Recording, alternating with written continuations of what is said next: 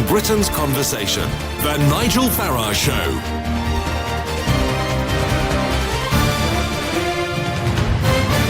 Good morning, everybody. Well, since I was last with you on Thursday evening, the entirely predictable has happened. You know, when Donald Trump tweets the missiles are coming, I thought, yeah, he probably means it. And we had the cabinet meeting that took place on Friday. And, of course, there was no real news came out of that cabinet meeting, so I kind of thought, yeah, it's going to happen. Well, it has happened. About 120 missiles fired into Syria at a variety of sites, many said to be chemical weapons factories, others were military installations. Let's listen to what Theresa May had to say the morning after.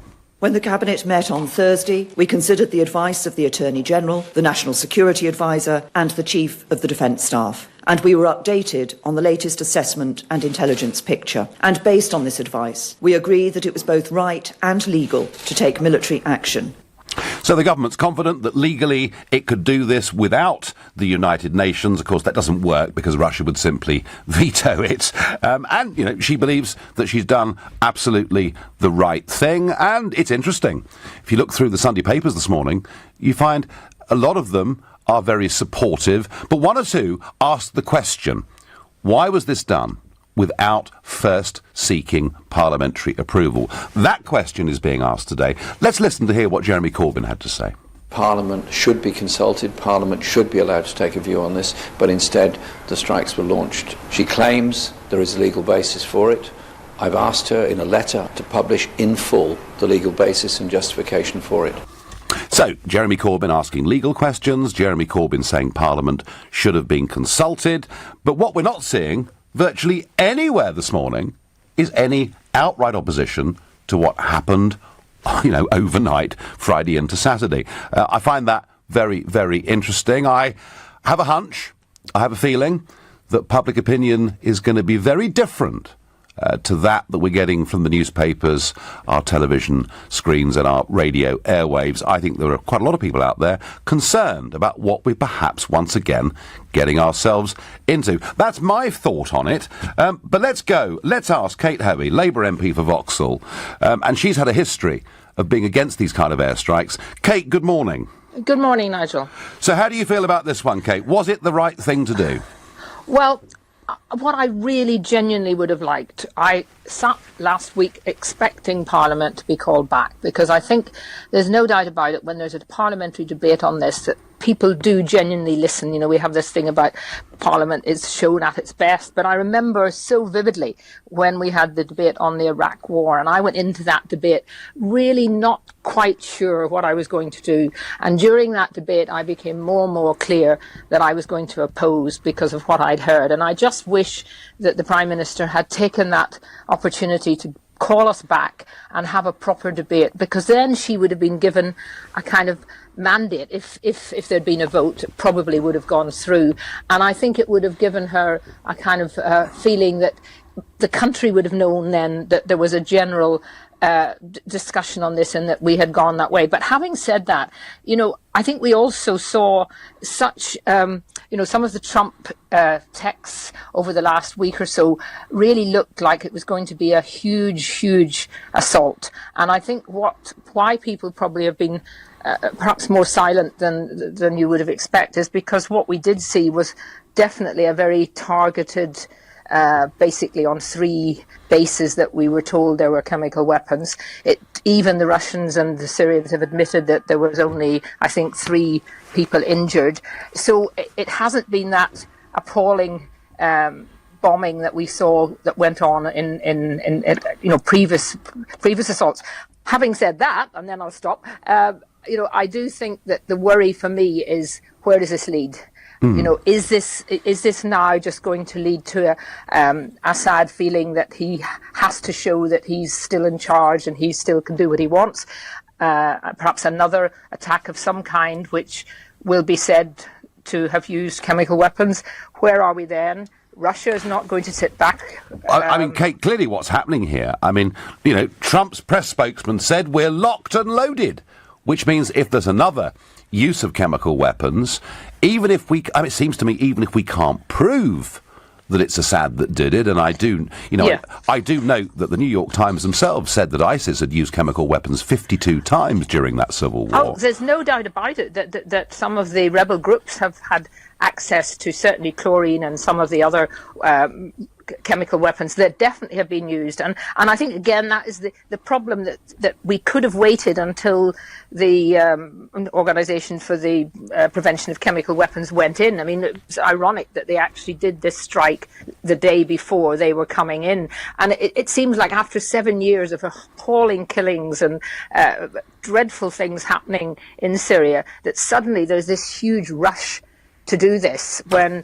Well, clearly Donald Trump had decided he was going to do something. Yeah, yes, but that's why it makes the Prime Minister look as if she is in just simply waiting for Donald Trump. I mean, as Jeremy Corbyn said, because if she had said to Donald Trump, I'm sorry, on the whole we want to support you, but we need to call back our Parliament and have a debate and a discussion on this. And she just didn't do that. They could have done it. They could have easily done it. Yeah, they could have called Parliament for Friday. That wouldn't have been difficult. And I remember, in fact, during the Falklands, Parliament actually met on Saturday.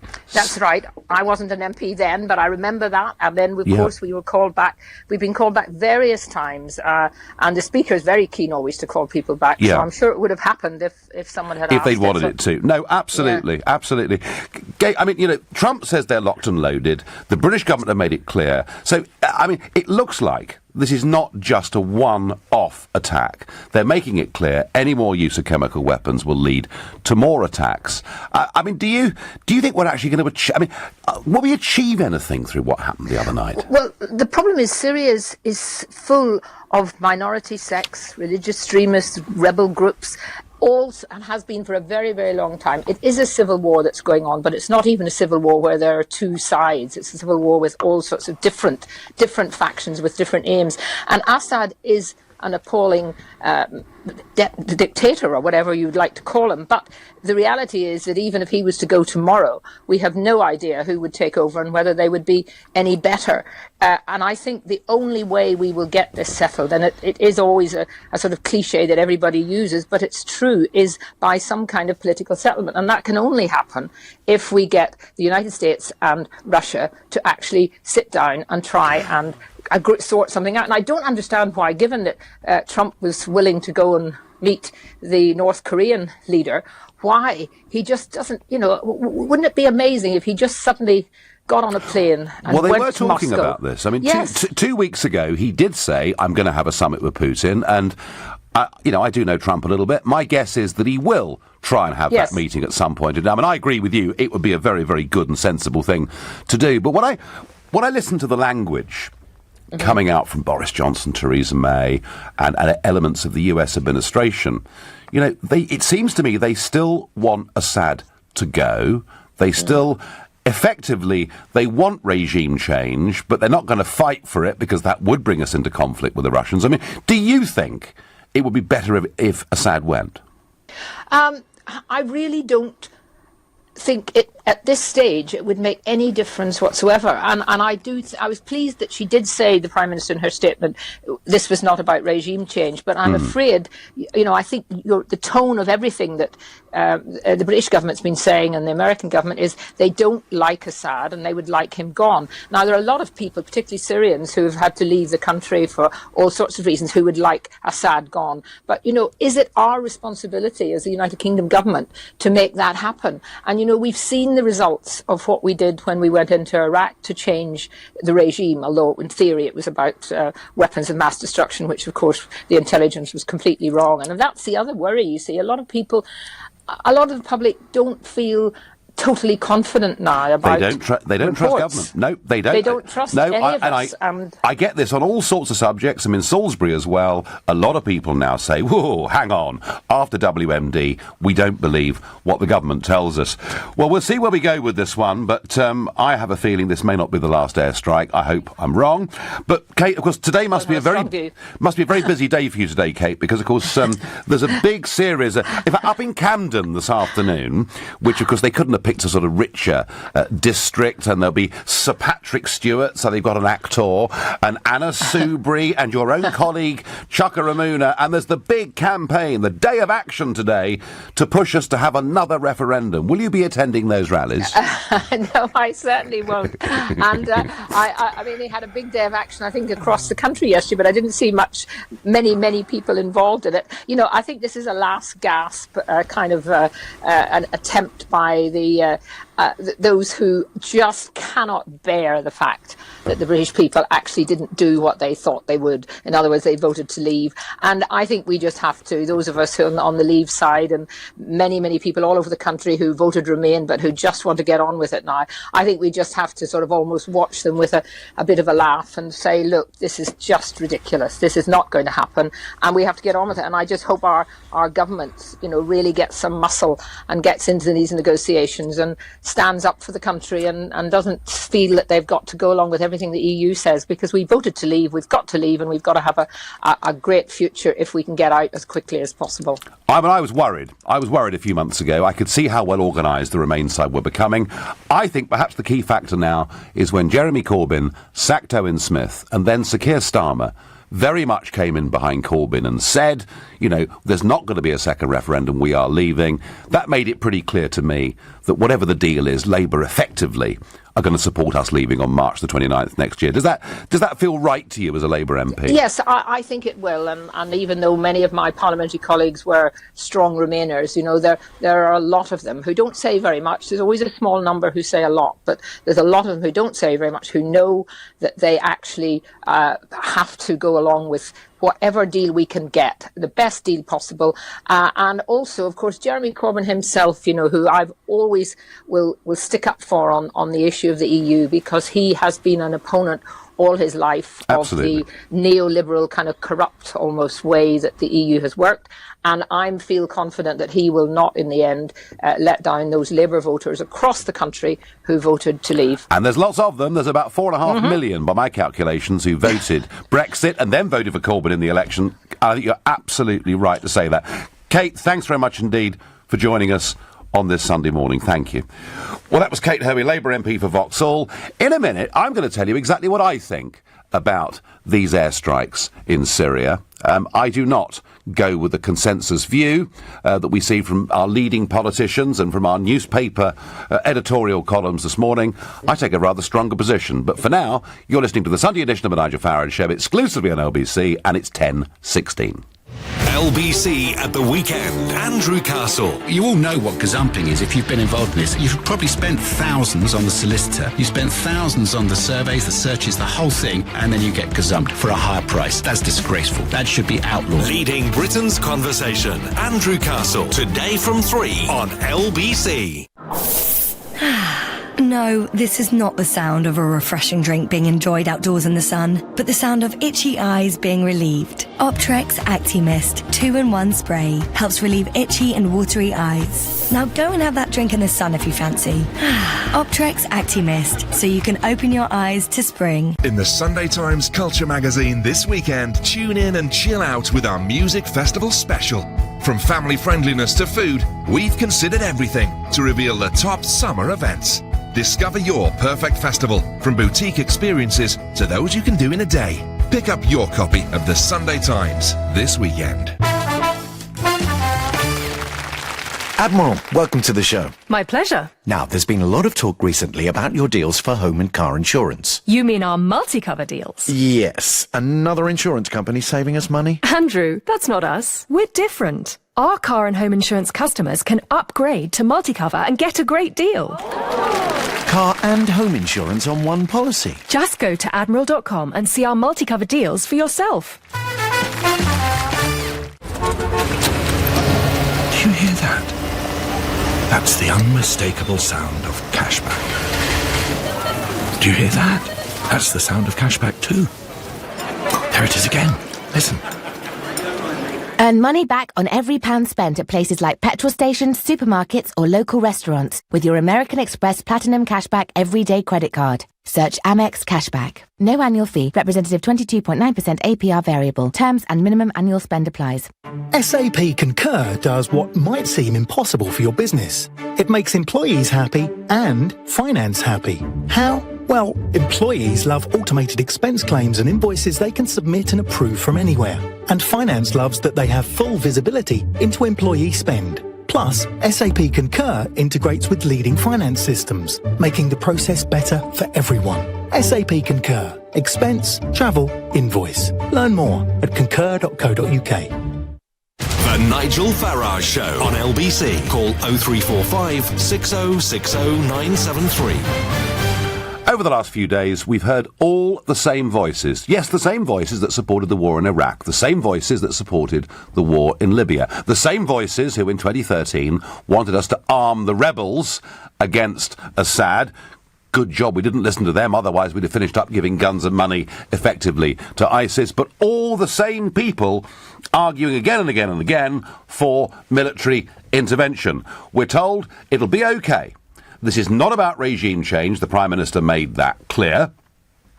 But if there are any more uses of chemical weapons, we will do it again. And given that we know the opposition to Assad have chemical weapons, seems to me we've given something of a hostage to fortune. The idea that because it's a surgical strike, it'll work and it'll be no problem and teach him a lesson, how does that work? Because last April, Trump on his own did send in nearly 60 cruise missiles, and a year later we're doing the same thing again. So we and the French have backed the Americans on this, and there are many, many people in America who are Trump supporters, who really have a bit of a conflict over this. You know, one of the main reasons Trump got elected was to be against Hillary's continued military intervention. So I know that Trump supporters are very, very split. But to believe the press this morning, you would think the country overwhelmingly believes it was right to launch these strikes, but maybe there should have been a parliamentary debate on Friday. Well, with or without a parliamentary debate, even if the House of Commons had approved it, as indeed it did with the invasion of Libya and the bombing of Libya, even if they had, my view is we shouldn't be getting involved. And when Theresa May tells us in her speech that we're doing this in our national interest, oh, pull the other one. This is not in our national interest at all. If you believe it'll stop a further use of chemical weapons, then at least you have moral grounds for doing it. Don't try and pretend to me this is in our national interest. It isn't. And my guess, folks, is there going to be a lot of you out there who agree with my point of view. Hey, challenge me. Tell me I'm completely off beam by calling 0345 6060 973. Tweet and tell me how wrong I've got it on 84850.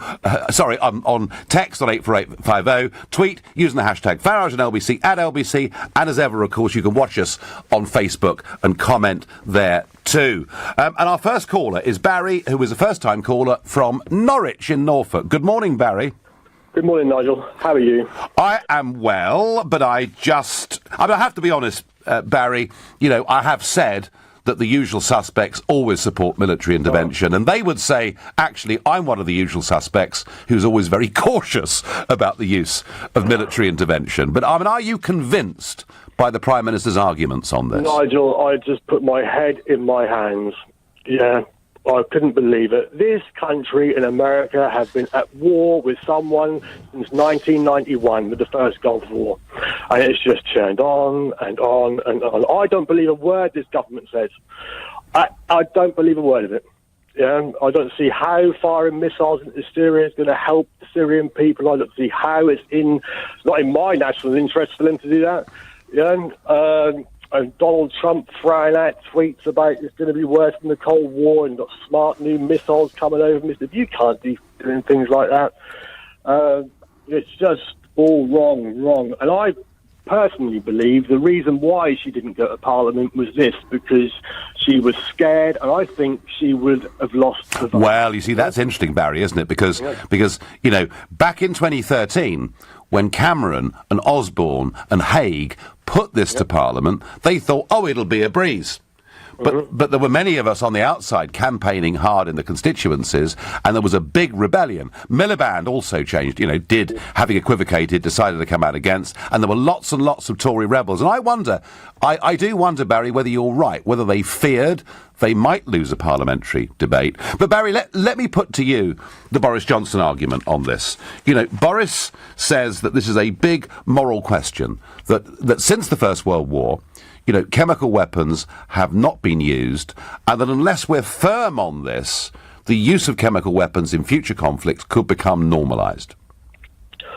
Well, yeah, but we have no. It's the same with Salisbury. We have no concrete proof that the president of Syria fired these, give the authority, like in Russia. Do you know what I mean? Do you know what I mean? We don't.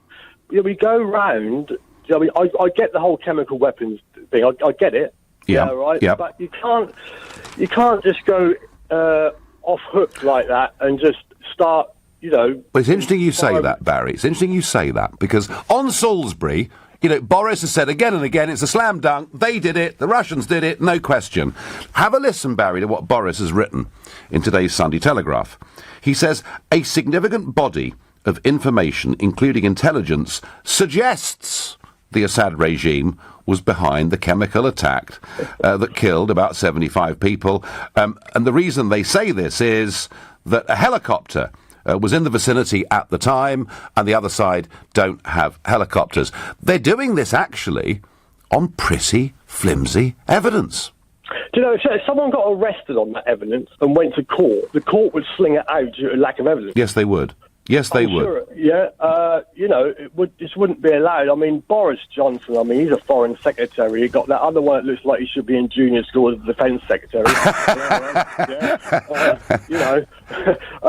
And we got Theresa. He's the one that said Russia should shut up and go away, wasn't he? You can't. I wasn't sure his voice had broken, actually, Barry, when I heard that. I lived through the 80s, right, with the Cold War. Yep. I was a teenager, and I was, and it was not a very nice place to be. And I'm a Trump supporter. I like him, I get him. But the other day, when he was saying what he was saying, he actually did worry me. Yep. Yeah, right. I thought, you know what? Because, Barry, there are quite a lot of Trump supporters who are slightly concerned about this. Barry, thanks very much indeed for your call. And Barry, they're a first-time caller to the show who's got his head in his hands. Are you listening, newspaper editors? There are lots of people out there who take a very different view. That's what I think, anyway. Linda is calling from Manchester, another first-time caller. Good morning, Linda. Good morning, Nigel. How are you? I am okay. So, what do you make of the positions of Theresa May, Jeremy Corbyn, Donald Trump? What do you think? Well, my opinion is that the only person that can actually has the knowledge, the experience, the parliamentary experience and the world experience to deal with this, to actually converse with Russia and President Putin to be, don't like the man, but he has a very tough job, and I think he's the only person to be there, and so is Jeremy Corbyn. I think Jeremy Corbyn? Jeremy Corbyn would be the best person to speak to Vladimir Putin and all the regimes that are working at the moment. I'll tell you what, Linda, I'm going to take issue with you on one point. You talked about world experience. Jeremy Corbyn has very little experience of the world at all. He has never really... He's never really been out there and worked in the real world. He's been in Parliament for 35 years. But the young people like him. Yes. And he has managed to do to the party what my late MP, my friend, our family friend and late MP, Sir Joel Kaufman, I've lost my third name, Nigel. Spaniel's biting my hand as well. The hazards of being at home on a Sunday. Linda, as I say, I don't believe Jeremy Corbyn has world experience at all. Okay, but I get your point. He's very popular with young people. He's multiplied the membership of the Labour Party, and those things clearly are achievements. I wouldn't, for one moment, want to take that away. But how could he, as an opposition leader, go to meet Putin? Surely it's got to be the Prime Minister, hasn't it? No. Well, first of all, obviously, we've got to get Jeremy as Prime Minister. Right. Of course, that's the plan. Well, by then, I tell you what, Linda, by then, goodness knows how many more missiles we may well have fired off. But no, hopefully not. Waste of money when people are struggling with the NHS, the staff, the patients. You know, it's horrendous. You need to get somebody in who will speak for the people. So why, Linda? When Corbyn, and you may have heard a clip I played from Jeremy Corbyn earlier on the show. Right. Corbyn today is talking about procedure. He's talking about the legality of the attack. He's talking, about whether Parliament should have been consulted, and he believes it should. Yes, it should, definitely. But Jeremy Corbyn hasn't come out and spoken completely outright and said these attacks are wrong. Do you think he should? I will not speak for Jeremy Corbyn. He's clearly absolutely capable of speaking for himself. But he's not saying much. Well, maybe he's keeping his powder dry, I think, and he knows what he thinks and what he's about to Linda, what would you like him to say? Oh, no, I'm not going to go down. All right, OK, Linda, thanks for the call. Linda, a real Corbyn loyalist there, and your messages coming in. I totally agree with Theresa May's decisive action. Let's not forget, Russia has already carried out a chemical attack on UK soil, says Liz in Ruislip. And there was that linkage being made yesterday morning by Theresa May in her press conference. Sally says, what's the point of having UN red lines if you are not prepared to stand by them and take action? We tried talking, and Russia said no. You are completely wrong. Mari says, very wrong not to give MPs the chance to vote, as it's what Parliament is about.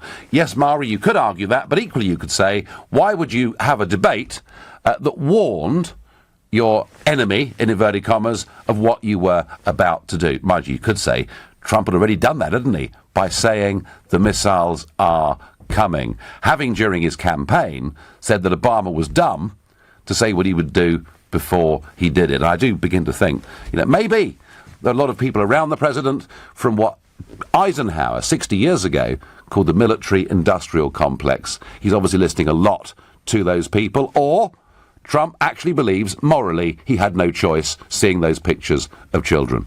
You're listening to the Sunday edition of the Nigel Farage Show exclusively on LBC. It's now 10:30 and time for the news with Andy Ivey. Jeremy Corbyn is calling for a War Powers Act to give Parliament more scrutiny over military action after yesterday's missile strikes against Syria.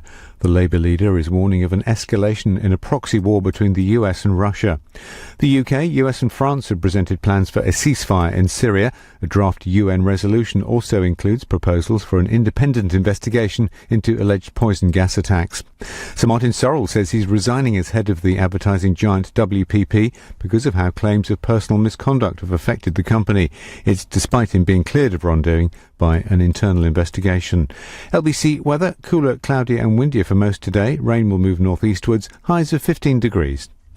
LBC travel in Kent, it's stop-start on the M20 westbound. 2 lanes are closed between junction 2 for Ruton, Brands Hatch and the M25 at the Swanley interchange because of an accident. Then in St Paul's Cray on the A20, Sidcup bypass eastbound, they're accused towards the M25 at Swanley. 2 lanes are closed from Crittles Corner to the M25 because of an accident. In Surrey, it's looking heavy on the M25 anti-clockwise. A lane's closed between junction 6 for Godstone and junction 5 for the M26 because a car's broken down. In Westminster, Victoria Street westbound is closed because of some emergency repairs around Great Smith Street. And on the Tube, engineering work means there's no district line between Turnham Green and Richmond today. LBC Travel, I'm Dave Goff. This is LBC. Want to get your garden blooming? At B&Q, do it for less this weekend with 20% off all outdoor plants. You better hurry though, offer ends Monday. So for low prices on beautiful plants, you can do it when you B&Q it. Offer starts Friday 13th of April, seeds, turf and garden bulbs not included. Your future is here. The Global Academy. A forward-thinking state school for 14 to 19-year-olds interested in a media career. Get the very best start in your media career at a school where you can study GCSE and A-levels alongside the vocational media qualifications you need. Visit globalacademy.com to find out more. Looking for reliable and skilled warehousing staff? SIFT is the hassle-free staffing service that brings your perfect team to you. For any kind of industrial or warehousing roles, from pickers and packers to delivery van drivers. With SIFT, you get instant access to fully trained workers who are ready to go. Sort through online profiles and have complete control over who you hire. Find the perfect team with SIFT. That's SYFT. Visit siftapp.com/warehousing. When the beast from the east struck, snow fell, temperatures plummeted, and the country ground to a halt. But Swale Heating leapt into action. Over the week, we helped over 10,000 homes stay warm and safe. To find out more about our boiler installations and maintenance schemes, visit swaleheating.com.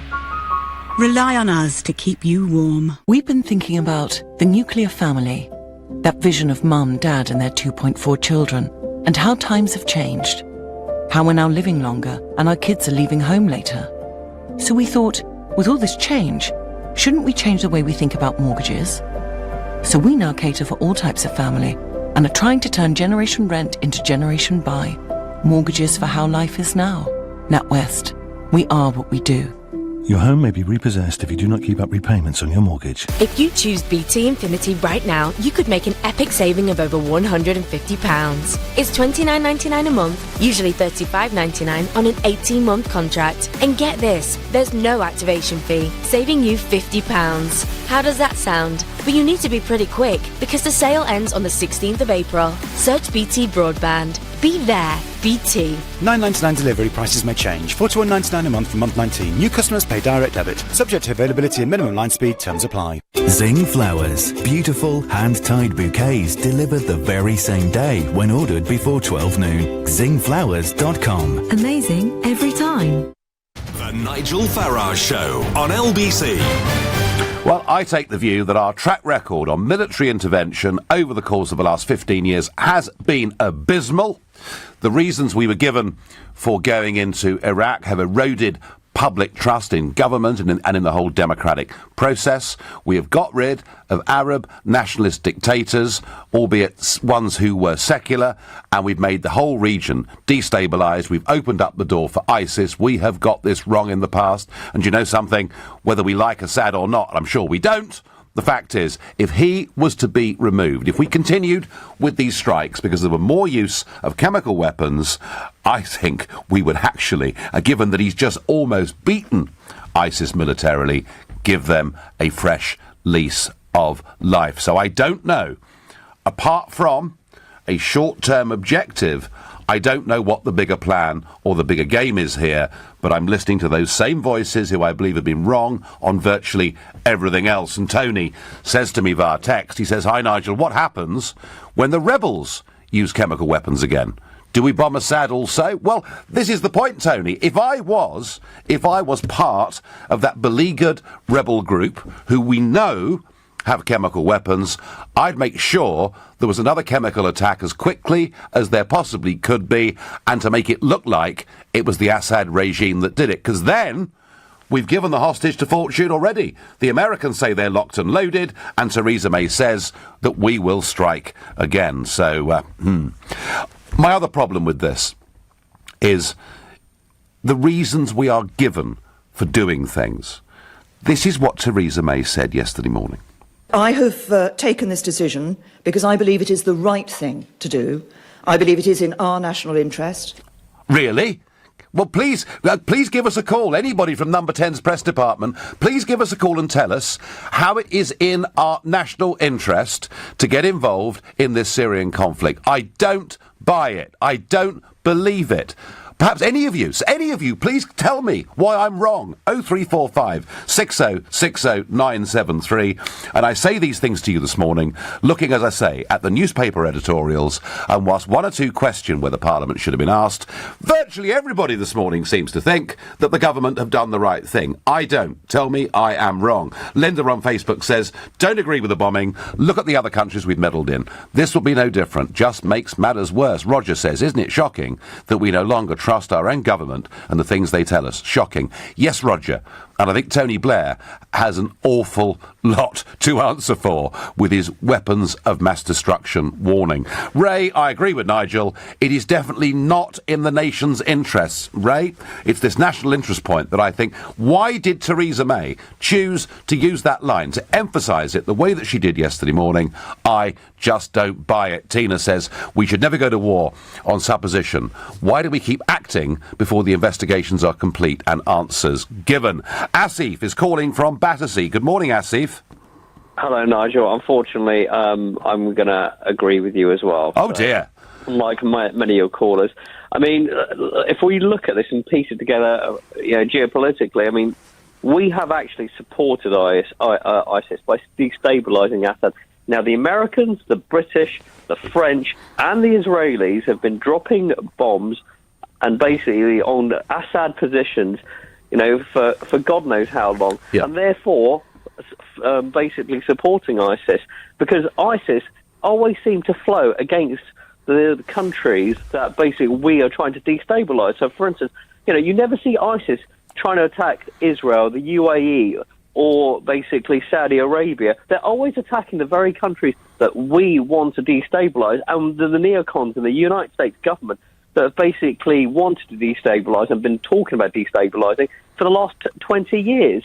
Plus, I mean, if you look at the weapons drops, the funding, Hillary Clinton has gone on record saying we potentially have funded ISIS through the Free Syrian Army. I mean, and all the big weapons drops. And that's exactly, Asif, exactly what Cameron's government wanted to do in 2013, and thank goodness they were beaten by a vote in Parliament. I mean, the thing is, there's even a WikiLeaks cable saying that we're doing it through Saudi. I mean, you've got to, if you look and piece together WMB sexing up a dossier, I mean, unfortunately, and this is a real shame because we have got some very good military men, but the only military men we are hearing from are the ones who are worried about their next cushy number in Whitehall, or, the ones who want to become politicians, or the next defence attaché in Whitehall. It's these career... well, you'll be very pleased, Asif. You'll be very pleased to hear that a bit later on in the show, at about 11:30, I'm going to have the former First Sea Lord Admiral West is going to come onto this programme, and he actually is starting to ask some very real questions. Asif, I thank you very much for your thoughts and your call. You see, folks, I'm looking for callers tell me, Theresa May's got this absolutely right. Tell me it's in our national interests. Tell me that every single newspaper virtually today, has got it right. Tell me they're all right. Tell me that I've got this completely and utterly wrong. And yet I see a huge gulf between what is being said and thought in London by most of the political class and by a huge amount of the liberal mainstream media, and how ordinary folk out there in the country feel. I've got a very strong hunch about this. Terry from Worthing says Parliament wasn't sitting and Donald wasn't going to wait. But Terry, the point Kate made was that Parliament could have been recalled for an emergency debate on Friday. I made the point that on the 3rd of April 1982, Parliament sat on a Saturday to discuss the Falklands War. How do I remember that? Because it was my 18th birthday. It wasn't that difficult to forget. But, if they'd really wanted Parliament to sit, it could have done so. Rex in Upton says, as usual, Mrs May has made the wrong call and Corbyn the right one. She's acting against her parliamentary remit. Well, legally, she has executive power. And let's just think about this. If the country actually was directly under threat, if we knew there were bomber planes headed for Britain, and we had 35 minutes notice, clearly Parliament couldn't be recalled. And of course, we would want our government to have the ability to act in that situation. I don't think anybody would disagree with that. But I think the argument for Parliament having a say is that, in fact, we weren't under direct threat ourselves at all. In fact, the even stronger argument is that nothing in our national interest was being threatened at all, which is maybe why she made that argument yesterday morning, that it was in our national interest. I don't really care, myself, whether Parliament had a vote on this or not. I just don't think we're doing the right thing. And if you think about this week, the idea that this week there'll be a debate and maybe a retrospective vote on something that's happened already, well, that frankly would be, I think, just a little bit pointless. Chris says, I'm glad someone has the courage to stand up and do what is right. I don't know which side you're referring to, Chris, but hey. I'm normally with you 100%, but definitely not on this. We did a joint demonstration to show Putin that, well, okay, the Syrian strike is a token demonstration and a test of Putin's defences. Rick in Manchester, if you want to play poker with Vladimir Putin, you can do so, I would recommend that we're just a little bit cautious, perhaps, about doing that. Nigel, this has nothing to do with Syria. There is money in war, and the US, UK and France have spotted an opportunity. Well, that's very, very deeply cynical. Everyone said it was going to be World War III when Trump challenged North Korea. Now they are meeting at the table. Agreed. Please do not confuse Trump with Bush and Blair. Trump keeps all the options open. Trump's believe in peace through strength. Yeah, OK. Look, I've been a big supporter of Trump's foreign policy, huge supporter of what he's done with Saudi Arabia, saying to them, you know, reform, change, and we will start doing business with you in a big way, and reform is happening. What he's done with North Korea, when everybody else tried to brush it under the carpet, was great. I'm just not sure on this that the president has actually got this right, but it may well be. It may well be he does have the next couple of moves on the chessboard planned, and none of us know it. Graham says the national interest is oil, energy and money. Well, and security may just come in there, Graham, somewhere too. Neil is calling from... How do I pronounce the name of your town, Neil? St Asaph. St Asaph. Where is that? In North Wales. Right, I've learnt something this morning. Neil, the floor is yours. I don't necessarily support the strike, but I can see why, Theresa May feels it is in the national interest. You know, she, along with yourself, to be honest, has fought elections based on reducing immigration, and by her bombing Syria, I suppose it's less likely that the Syrians are going to come over here. Neil, I do understand that destabilisation and war mean that people want to flee. And that, there'll be numbers of Syrians trying to cross the Mediterranean, albeit they've been piggybacked on by people from all over the world who try to use the opportunity. But I understand that point. Okay, Neil, let me put it to you the other way round. Okay. If we go on sending missiles because there are seen to be more chemical attacks, and if the effect of what we do, albeit I will admit this was smaller scale than I'd feared, but if the effect of all of this was that Assad actually got removed, that we finished up with regime change, I put it to you, Neil, that if ISIS started to return in strength to that area, bringing with them their sheer barbarism, that actually the numbers of people fleeing Syria would increase, not decrease, as a result of what we'd done. Oh, no, to be honest, Nigel, I totally agree with you. I was being sarcastic with my original point. Oh, sorry. I missed it. Yeah, gosh, I must get out more, Neil, mustn't I? I think it's very, very strange that Theresa May and the government have said that they will not bring in Syrian refugees, including was it 5,000 Syrian children? Yeah. And said that they wouldn't bring them over from Calais, but at the same, but she's so concerned of the welfare of them because now that Assad is using chemical weapons, obviously bombing them with conventional weapons is a much better idea. So it's that aspect of it. I don't think the children of Syria actually really care which way they're killed. I think they just want the whole thing to stop. So is it better to leave Assad and the Russians, to drive ISIS out of Syria, and to say leave well alone? Is it better to... Sorry. Is it better to leave Assad and the Russians, to drive ISIS out, and to leave things well alone? Assad and the Russians should be driving ISIS out, perhaps the United Nations should be considering doing a joint effort in removing ISIS from all countries. I tell you what, Neil, if the United Nations came up with a resolution like that, I would think that great big building on 2nd Avenue, which interestingly has the lights on all night in every single office, I would then think it might be worth the money. Great suggestion, Neil. I thank you. You're listening to the Sunday edition of the Nigel Farage Show, exclusive in LBC. It's now 10:47. This is LBC. Because you knew I'd cry and had a tissue ready. Thank you for being the best friend. Love, Sarah. Zingflowers.com. Beautiful hand-tied bouquets delivered the very same day when ordered before 12 noon. Zing Flowers. Amazing every time. Your future is here. The Global Academy, a forward-thinking state school for 14 to 19-year-olds interested in a media career. Study GCSEs and A-levels alongside the vocational media qualifications you need. Want to know more? Come to our next open day on Tuesday the 8th of May. Register at globalacademy.com. At Boots Opticians, we're here to help you discover a stylish new look for less. We've got thousands of frames to choose from, so speak to us and together we'll find the perfect pair for you. In fact, with 2 pairs from £75, why stop at just one? Book in store or at boots.com. Boots, let's feel good. 2 for £75 on Boots £50 glasses as part of our half-price additional pairs offer. Both pairs must be bought for the same customer in the same transaction, subject to availability. See in store. We've been thinking about pruning. Not your peonies or your privet, but your cost of living.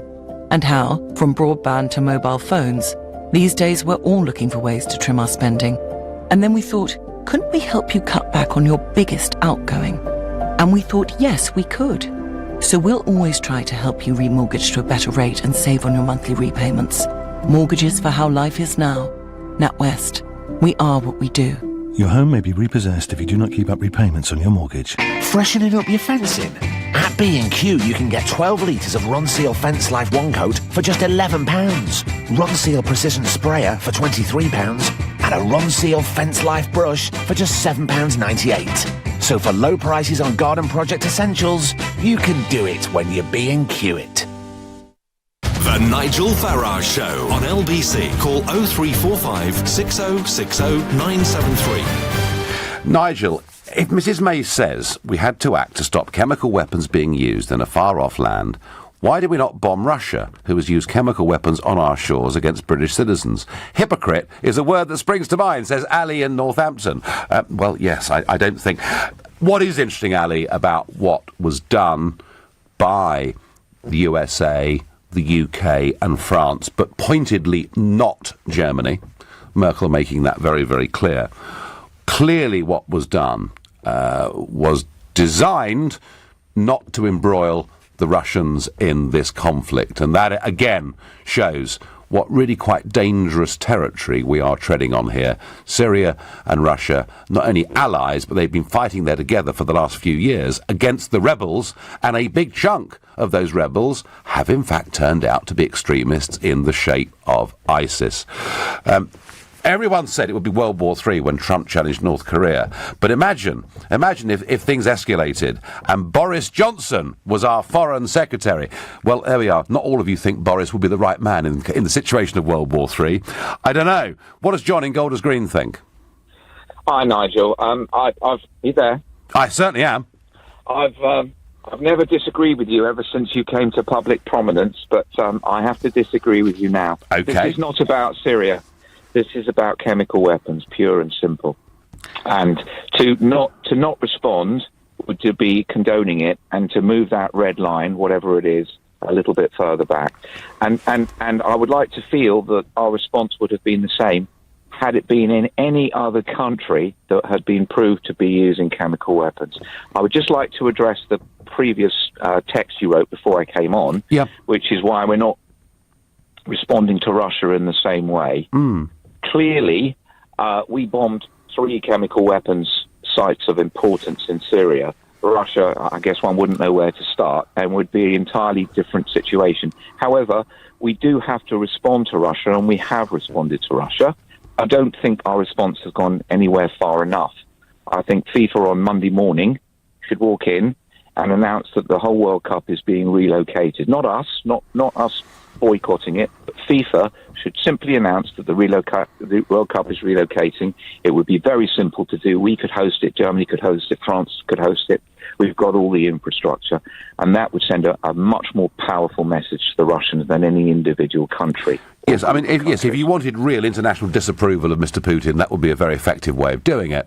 Of course, the World Cup being a massive showcase for Putin and Russia, all of which made me wonder why you'd want to knock out a spy who defected to the other side 12 years ago and was living in retirement in a small close in Salisbury, but Nigel, that and risk all of that anymore. And risk all of that anymore because this late. Forget about that. Let's assume they had nothing to do with it, and there have been all kinds of theories about that, which I've been listening to for the last 6 weeks. But in the case of Syria, they have openly been seen to be supporting the use of chemical weapons, and that is enough to make them culpable. Okay, John, you know, I mean, there were roughly 1 million soldiers on the Western Front affected by gas during from 1915 to 1918, and indeed, many of them were dying decades later, you know, having suffered mustard gas and lived pretty ghastly lives. And I'm old enough to remember people who had suffered from mustard gas and they were very, very debilitated by it. So the 1925, you know, the world comes together, bans the use of chemical weapons and gas, and in World War II, on the battlefield, you know, those weapons are not used at all. And I understand what you're saying, but John, do you not have to be absolutely convinced that Assad was guilty of this attack when you know that the other side have chemical weapons and have used them as well? I don't think they have to be absolutely convinced, because, as I just said, it's not about Assad, it's not about regime change, it's not about Syria. It's about destroying the chemical weapons facilities that are proven to be there. Okay, and that's why Theresa May said what she said. And that's why I have to disagree with you on that. All right. Because it is good for the country that we do this, because we have to do it. Well, you know, Boris Johnson says a significant body of information, including intelligence, suggests that the Assad regime was behind the chemical attack. Doesn't sound very sure to me, but yours is a bigger, broader point that it is about chemical weapons. And, John, that's a very principled position. I just worry sometimes about what the real motives behind these things are. And I'm pleased, John, that the strikes were as limited as they were, because when I listened to the language that was coming from Trump, I thought, gosh, something absolutely massive is about to happen. So, John, having done this, and don't forget we did the same thing, or the Americans did the same thing last year, what do you think we should do next? I think we should wait and see, but I definitely think that FIFA should walk in on Monday morning and relocate the World Cup. Okay, we've got the FIFA point, John, thank you, and I've no doubt, actually, that what John raises there about FIFA is something that we'll debate over the course of the coming weeks, given this deterioration that we've got. Amal is a first-time caller from Tunbridge Wells. Good morning. Good morning, Sir Nigel. It's a pleasure to talk to you. Great show. Really enjoying the topics of discussion. Good. I've got to say one thing before I say anything else. Yep. The political classes won't, but you are a knight in our hearts. I think you've done a fantastic job to invoke the whole Brexit scenario. With this topic currently being talked about, listen, we have got Brexit on our doorstep. We're dealing with this situation, which is very important domestically. Instead, we are pursuing Syria, who hasn't attacked us or any of our interests. And if it is even proven that chemical weapons were used, there are so many more countries in and around Syria, Middle East, Saudi, etc., who have got a greater responsibility to deal with their neighbours than us, a European country far away. Do we want Syrian refugees turning up on our doorstep because of our involvement? Do we really need more problems? We have got to deal with domestic issues and Brexit. The Prime Minister's focus should be purely on this matter and not involving herself in issues that are not directly connected to us. Humanitarian reasons.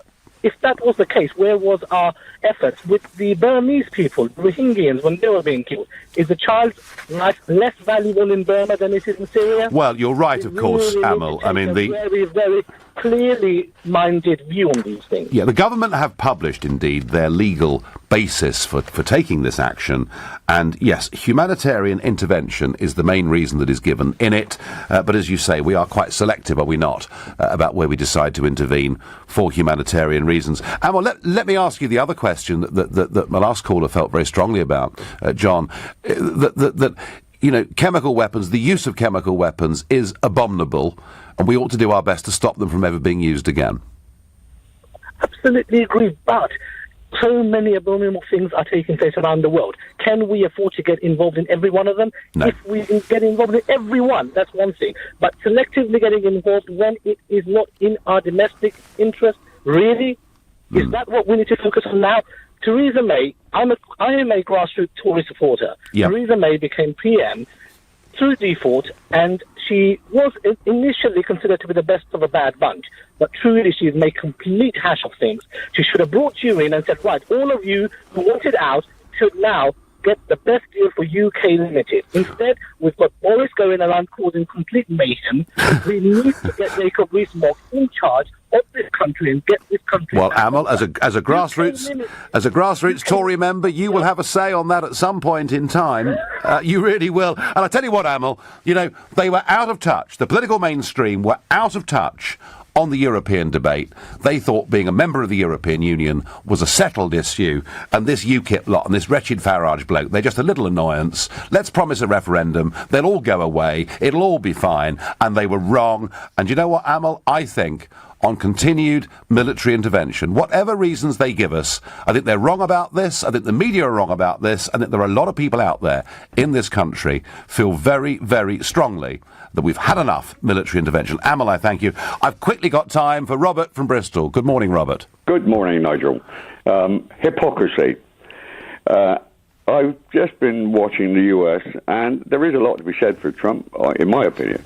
But I've heard them sounding off about the use of chemical weapons, as if, oh God, they wouldn't dare think of them. When in fact, my memory, you see, a lot of people who haven't got a very long memory, it probably comes with me being so old, but I remember a war called Vietnam. Yes. And a defoliaging over the forests and jungles. They used tons and tons and tons of chemical weapons. They dropped chemical canisters. They distorted the growth of Vietnamese people. I saw pictures of babies and children with growing things that shouldn't ever be on their bodies, and that was via the USA. So I don't want them to come along and wave their finger. You see, you get lots of people that are good at doing that, but they're not very good at what they do. I remember the use of chemical weapons. Robert, you made a very powerful point. The use of napalm, Agent Orange, and all those things that did happen in Vietnam and happened on a huge scale. Robert, useful contribution. Thank you. Well, Theresa May is continuing to talk to Emmanuel Macron and Donald Trump since the airstrikes in Syria. I guess the real question I want to start debating in the next hour is, should Britain take part in further airstrikes if this situation escalates? Are you happy for this to move on from being a one-off strike to perhaps being something more concerted if chemicals are used again by whatever side in this conflict?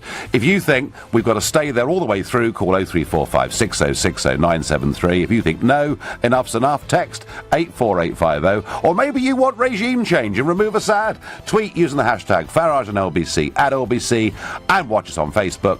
Comment there too. We're live from London next. On FM, online, on your mobile, and on digital radio. Leading Britain's conversation. This is LBC. From Global's newsroom, at 11 o'clock, Jeremy Corbyn has again questioned the legal basis for the UK joining the US and France in airstrikes in Syria, and he's called for a War Powers Act to give Parliament more scrutiny over military action. The missile strikes were ordered in response to the suspected use of chemical weapons in Douma. Speaking on LBC, the Labour MP for Vauxhall, Kate Hoey, has told Nigel she's worried about what happens next. Is this now just going to lead to Assad feeling that he has to show that he's still in charge and he still can do what he wants? Perhaps another attack of some kind which will be said to have used chemical weapons. Where are we then? Russia is not going to sit back. But the former Defence Secretary, Sir Michael Fallon, has told LBC the attacks were thoroughly justified. It's very important that the world stands up when chemical weapons are used. These are war crimes. They're crimes against humanity. They're completely illegal, and we need to take action to stop them. The UK, US and France are making a new attempt at the United Nations to investigate chemical weapons attacks in Syria. A draft resolution also calls for unimpeded deliveries of humanitarian aid and enforcing a ceasefire. Sir Martin Sorrell says he's resigned as head of the world's biggest advertising company because of the way claims of personal misconduct have affected the firm. He's leaving WPP despite being cleared of wrongdoing by an internal investigation. The 73-year-old was the highest paid FTSE 100 boss last year, earning £48 million. A murder investigation has begun after a man was shot in Birmingham. The 20-year-old was found in the Bawdsley area just after midnight. A report by MPs is criticising the decision by health bosses to use patient information to identify suspected illegal immigrants. NHS Digital allows the Home Office to request non-clinical details.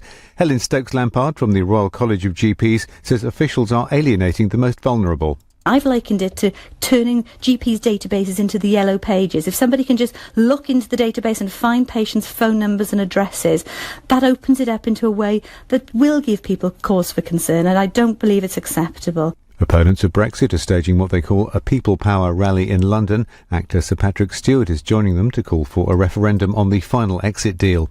At the end of the Commonwealth Games, England finish second in the medals table with 45 golds. Wales have 10, Scotland won 9, and Northern Ireland end with 1. Birmingham will host the next Games in 4 years' time.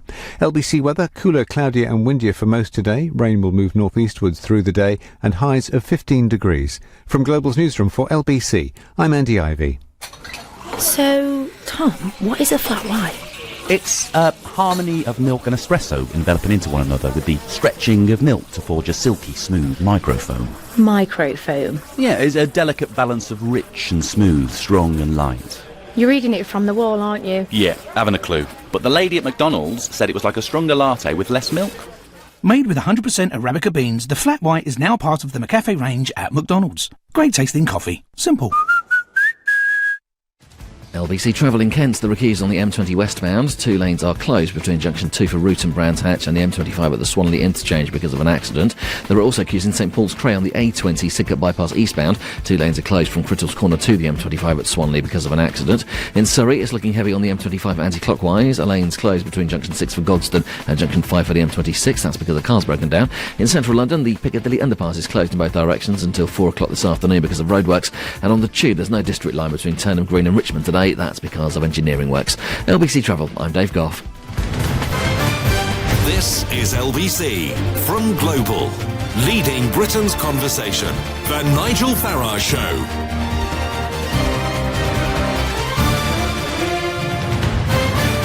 Well, Prime Minister May is talking to Emmanuel Macron and to Donald Trump, and they're assessing the situation. And, of course, they've said that if there's any more use of chemical weapons, we will send in more missiles. And I'm asking whether you would support further airstrikes if this situation escalates. You can call me on 0345 6060 973. You can text to 84850. You can tweet using the hashtag Farage and LBC at LBC. And, of course, you can follow us live and comment on Facebook too.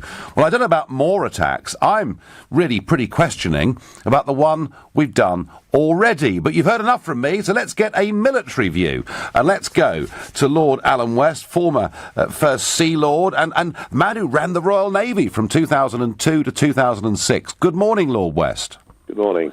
So, was it right? Was it right to launch these attacks when we did?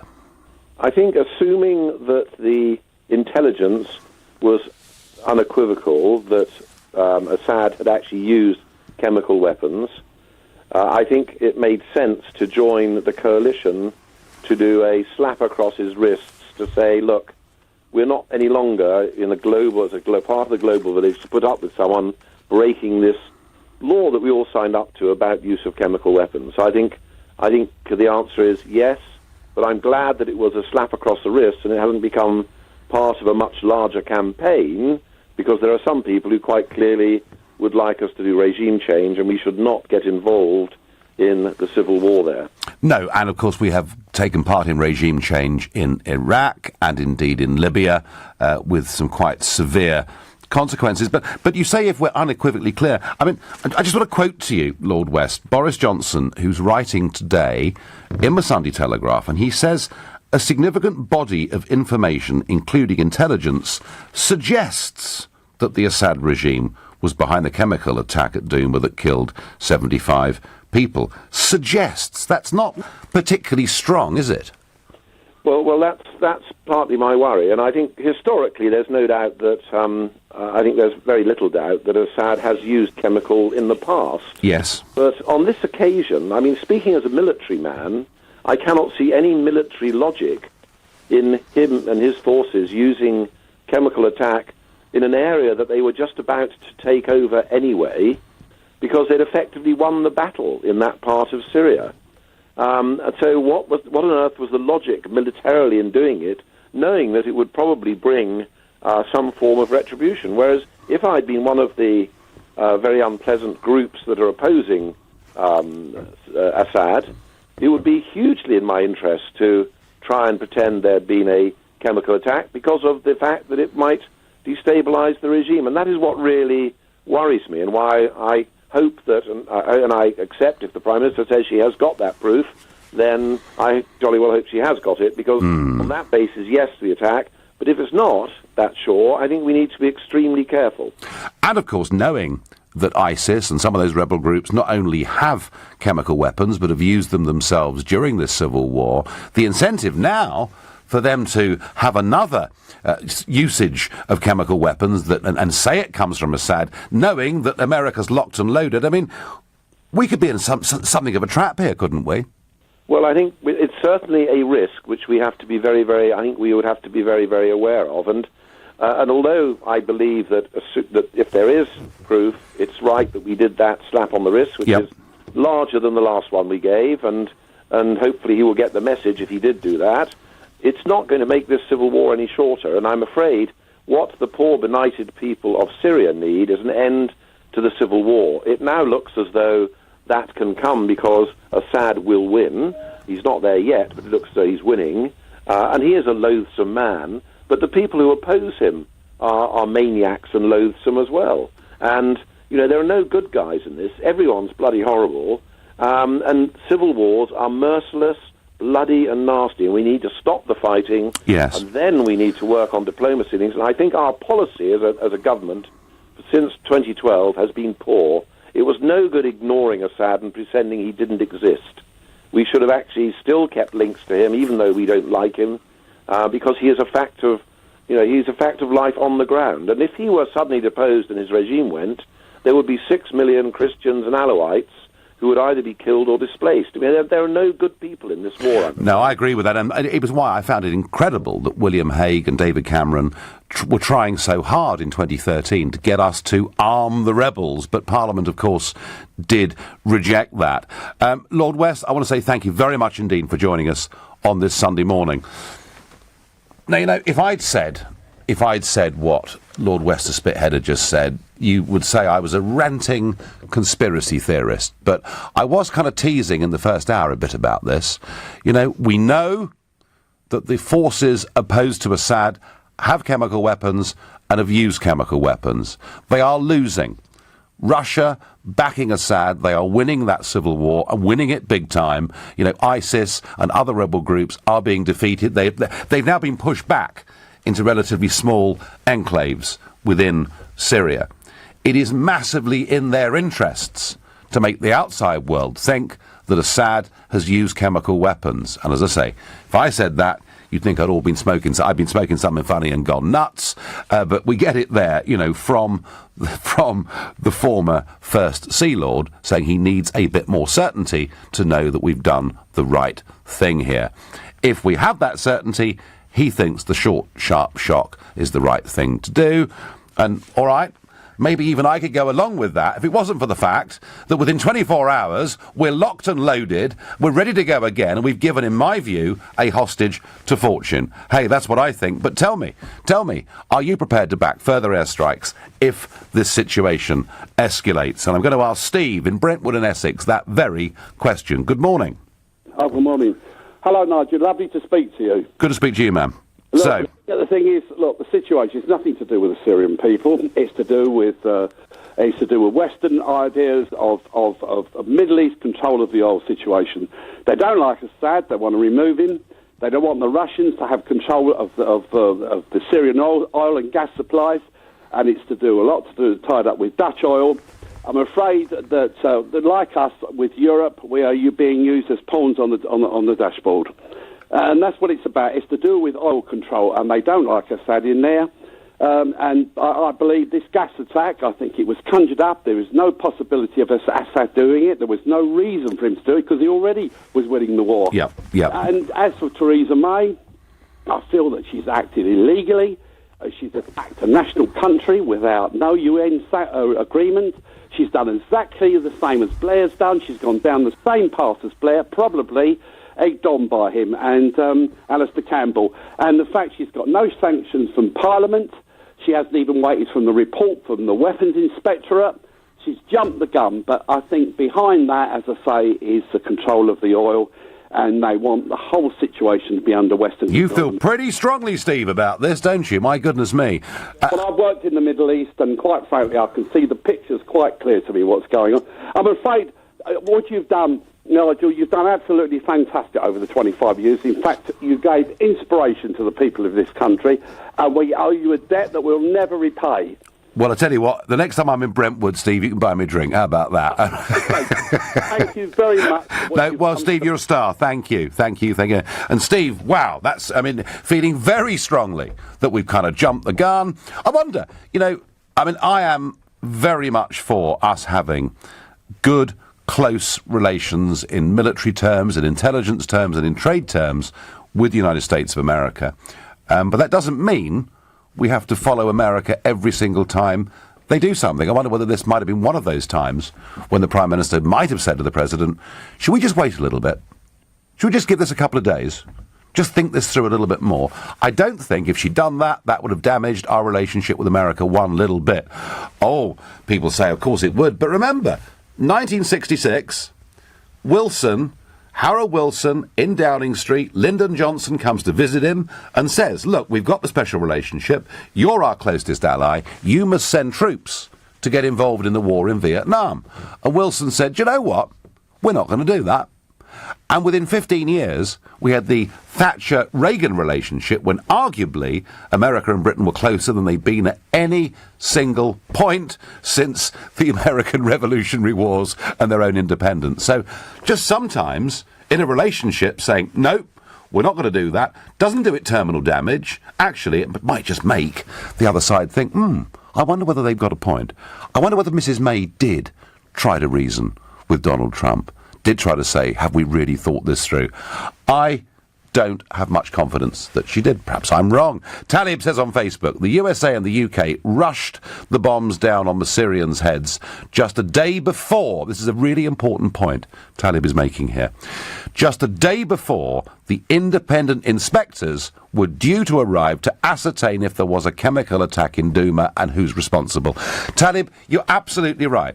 The OPCW were due to go in there the next day, but we weren't prepared to wait.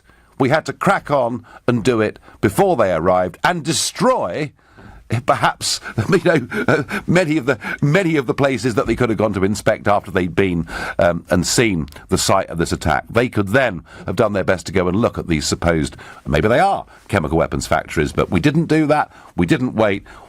Militarily, there was absolutely no reason for these strikes to take place on Friday night. None whatsoever. Why the rush? Talib, very, very important point. James is calling from Beaconsfield. Good morning, James. Good morning, Nigel. Nice to speak to you. Good to speak to you. So what do you think? Okay, imagine you and I are neighbours, and I'm a bit of a git. Right. And you and I have a set-to one evening. Mm-hmm. The next morning you come out, and your car's been scraped all over, and your tyres are slashed. Uh-huh. Who are you going to take the baseball bat to? I'm going to come round to you, James, and bash you, aren't I? Is that right? Absolutely. Even if you're not guilty? Well, it's more likely that I am guilty. It's just you can't prove it. And sometimes you just cannot prove things, fully. Now, we've done the airstrikes, great. If we need to do what we need to do is explain to Assad and explain to Putin, you cannot get away with this behaviour. If you do, we will take you out of power by whatever means are necessary. OK, James, well, first things first, I wouldn't bash you, I'd try and talk reason to you. But can you imagine, James, if we decided, right, what has happened here is so bad that those attacks on Friday night are just a preliminary of a much bigger series of strikes. Actually, the time has come, and British governments have said it before, the time has come to get rid of Assad. I tell you what my fear is, James. Those distressing pictures that you see of dead and distressed children, if you remove Assad, you will see those pictures multiplied manyfold. And I think we've really, James, got to be careful here. We may not like Assad, but as Lord Wester Spithead said a moment ago, both sides are pretty bloody horrible in this civil war, and I quote. And I think, James, if we were to move on for regime change, I think we would cause more human suffering and misery than if we left alone. There are things which are unpalatable and things which we find very hard to swallow. That I agree with. But you've got to look at the long term. We have got a decision to make. We either get really heavily involved in this and stop it dead, or become neutral like Ireland and other countries. Okay. But we've got to say it either comes to an end and we will do whatever, however unpalatable, nasty or whatever. Let me ask you one other question. Quickly, James, How much chemical weapons are currently in the UK by foreign adversaries? I'm sorry. Well, I wouldn't know that, would I? No, you cannot prove a negative. You can only prove a positive.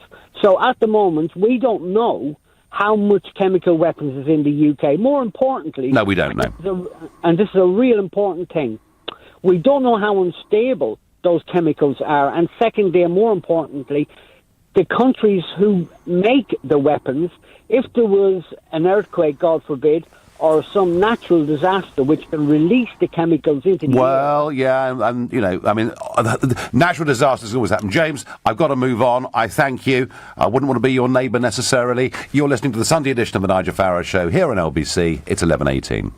Sheila Fogarty, Monday to Friday from 1 p.m. I think we've been feeble on Syria, to be honest, and I've thought that for a long time. When chemical weapons are used, I think it behoves the world to respond, and when chemical weapons are used on the streets of our own country, I think it behoves us to respond. Leading Britain's conversation. This is LBC. Energy bills weighing you down? Make light work of yours with Project Solar UK, a Which trusted trader installing solar panels that could save you hundreds on your energy bills and pay you back on energy you don't choose. So for a greener wallet, text solar to 66777 and claim your government entitlement before it runs out. That's solar to 66777. Sunshine every day. Project Solar UK. The Mail on Sunday is Britain's best read Sunday paper, with 3 superb supplements. There's Event, our indispensable TV and entertainment guide. There's You, Britain's best loved women's magazine. And This Weekend in Life, our inspirational lifestyle supplement. Jamie Oliver admits he's taken a bit of a beating, but he's bouncing back to declare a new war on junk food, with his healthiest ever recipes for children and top cooking tips for you and your whole family. Jamie Oliver exclusive interview and recipes. Only in Life with this weekend's Mail on Sunday. No, this is not the sound of a refreshing drink being enjoyed outdoors in the sun, but the sound of itchy eyes being relieved. Optrex Acti-Mist 2-in-1 spray helps relieve itchy and watery eyes. Now go and have that drink in the sun if you fancy. Optrex Acti-Mist, so you can open your eyes to spring. You've worked hard, your company has flourished, and you're deservedly reaping the fruits of your labour. However, you're now ready to retire and call it a day. But how do you ensure an orderly exit to realise maximum value from your business? At Barnes Rofe, our specialists have been busy helping clients with bespoke succession planning and business exit strategies. Call us today to help plan for your retirement. Barnes Rofe. Clever accountants for mature businesses. Block management. 2 very simple words.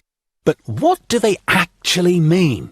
Well, there's budget approval for starters, then service charge invoices, health and safety paperwork, cleaning, gardening, maintenance, inspections, contracts, insurance, emergency call-outs, and a whole lot more besides. So for complete block management solutions, just remember 3 simple letters. ABC. ABC Estates will take care of all your day-to-day management, leaving you as happy as Larry. See abcestates.co.uk or call 0800 888 6688. The Nigel Farage Show. Text 84850. Are we prepared for further airstrikes in Syria if this situation escalates and continues to get worse. I'm pretty sceptical in every way about the first one we've been involved in, but, having read my newspapers this morning, it would appear that everybody agrees the government did the right thing. It's just a question about whether there should have been a parliamentary debate. No. There are lots of people out there who really are worried about this, and I know there is a big principle about the use of chemical weapons, but as Lord Wester Spithead said, surely first we have to prove that it was Assad that actually used them. And by the way, while we talk about this, down near the House of Commons, right at this moment, there is a gathering of some really important people. Anna Soubry and Chuka Ramuna, and maybe Nick Clegg's down there, I don't know. But they're gathering ahead of a rally they're going to have this afternoon up in Camden, North London. And it's a variety of groups that have come together. And it includes Open Britain, the European Movement, Scientists for the EU, Healthier In, etc., etc. And they're demanding a vote, another referendum, effectively. Gina Miller, of course, will be there as well. I do notice, when I look at these groups, that some of them have been funded by the European Commission, some of them have been funded by George Soros, and I don't know about this being a people's referendum. It looks very much like an establishment, as Kate Hoey said earlier, who simply can't accept the result. I think they're going nowhere with this now. I think Jeremy Corbyn has really decided that Labour will not be pushing for a second referendum, and I think that's that. I think the ship has sailed. That's my view. But let's get back to, are we prepared to get involved in further military escalation in Syria? I'm going to ask Jess in Enfield that very question. Good morning. No, something gone wrong there. I tried to get Jess in Enfield. Didn't work. Let's move on then, and let's try George from Croydon. George, good morning. Good morning, Nigel. That little thing just made me forget what the question was. But I'm one who, like yourself, does not want to see any more military action. I think the astonishing thing is that what Lord West was suggesting, though he didn't say it, and what you're suggesting, and what many people believe, is that our own government is prepared to lie to us about the most serious issues imaginable in order to create a situation they want to create, which actually is risking embroiling us in a nuclear war. I mean, this is just so, talk about unbelievable. It's so astonishing to people that it takes their breath away. And I think there's a very large number of people in this country now whose minds have been really kind of changed by these kind of events in terms of what we think our government actually is. Well, George, I mean, you just used a big word, and you said our government's lying to us. How do you think they're lying to us? Well, I mean, for a start, I mean, there's nobody's reporting of what the white helmets are. The white helmets were formed by James Le Mesurier, an MI6 officer, and they're embedded with Al-Qaeda forces who are now our allies, even though they're the people who are supposed to have blown up New York on 9/11. The whole thing is so monstrously, fantastically twisted and ridiculous that how can we believe anything, Nigel? Well, the white helmets, George, for those that don't know, the white helmets are there in Syria with physically white helmets who are seen to be first responders, when buildings are blowing up and things like this. But the truth of it, George, is that the white helmets do have a track record of actually doing a lot of work for the opposition forces in Syria and effectively being a mouthpiece for them. But because they're seen to be lovely and good and kind and wearing white helmets, we kind of believe what they tell us. And I think there are, George, some very, very serious questions about their role, very serious questions also about who actually funds them. Yeah, well, it's on record. This guy Mesurier he's an MI6 officer. I mean, they're a film company who were formed to produce pretexts for us to attack the Assad government. I mean, the war is a filthy thing, but we are not the good guys here. I mean, that's the bottom line. Well, I think our problem, George, I think our problem is we're endlessly saying there's this side and that side, let's pick the goodies and the baddies. And I think Lord West got it right a moment ago when he said there are no goodies in this. And I personally, I do understand the argument that we do not want chemical weapons to become part of normal warfare, if there is such a thing as normal warfare. I do understand that, but I'm not sure that we've advanced that one iota with this attack. And if these attacks work, George, well, Trump did it last year, didn't he? And now here we are doing it again. Just one more thing, though, Nigel. I mean, the idea that we're kind of heartbroken, or that we have this terrific care for how these Arab peoples are treated, and killed and so on. It's just like the moral high horse doesn't sit on people who've started all these wars and killed about 1.5 million of them, at least, maybe 2 over the last 15 years. It's a lot of people. Yeah, I mean, it's just dreadful, It's a lot of people. George, I'm not opposed to military action. I think there are times when you absolutely need to use military action, but I've been very opposed to the recent military interventions, which have been done very often on very, very spurious arguments, and designed that regime change, getting rid of the Arab nationalist dictators, without, it seemed to me, ever a plan as to what was to come later. No strategy. And I feel with this... I mean, do you know, 10 days ago, Trump was saying he wanted to pull all American influences out of Syria, and now here we are, 10 days later, launching missile strikes. And George, my feeling is that without strategy in these things, you get blown around by short-term events. Can I say the Russian role here, Nigel? Just one last thing. Yeah. The reason Russia are even in Syria is because they worked out, in my view, they worked out some years ago that once they started jailing these oligarchs, that they were a target of the West as well for regime change, and they've gone into Syria to prevent these crazy Al-Qaeda people overthrowing Assad, because the next place they would be sent would be into the Muslim areas of Russia to destabilize and overthrow him. That's why he's there. It's self-defense. It's not adventurous. No, George, thank you for your call, and particularly thank you for raising this issue about the white helmets. And I've been deeply suspicious of what their role has been there for some considerable time, and I want to know who funds them. I wonder whether it's the same kind of people who are funding the protests looking for a second referendum today. I think it probably is. Now, Jess from Enfield, we tried once, we're going to try again. Good morning. Good morning, Nigel. Can you hear me now? Yeah, gotcha. Right, the floor is yours. Sorry about that. That's right. Okay, so just a few things I want to say. I'm actually married to a Syrian woman, a Christian Syrian. Yep. All my family-in-law are Syrian. I've been to Syria a few times. I was actually there in the New Year. When I was there for the New Year, it was dangerous times in Damascus. They was being attacked daily with mortar shells and rockets from the terrorists in eastern Goa. Yep. And they've just started to win. A lot of the area has been taken back by reconciliation rather than military action, which is good. Yes. Now everyone there is terrified. They're absolutely terrified. Not of their government, of our government and America's government. Have you spoken, Jess? Have you spoken to your Syrian family since the attacks? I have, yeah, I have. I was speaking to my mother-in-law just this morning. Right. Like I say, everyone there is very scared. Things are very uncertain right now. And what do they think? What do they think America, Britain and France were trying to do? Well, they obviously... I call them terrorists because I don't think they're rebels. But they think we've supported this group of people from the start, and this is us trying to change the balance, to tip the balance. They don't know why. They don't understand why our government is supporting these kind of people that want to kill all of the Christians and the Alawites and the Shias and all of the other minority groups there.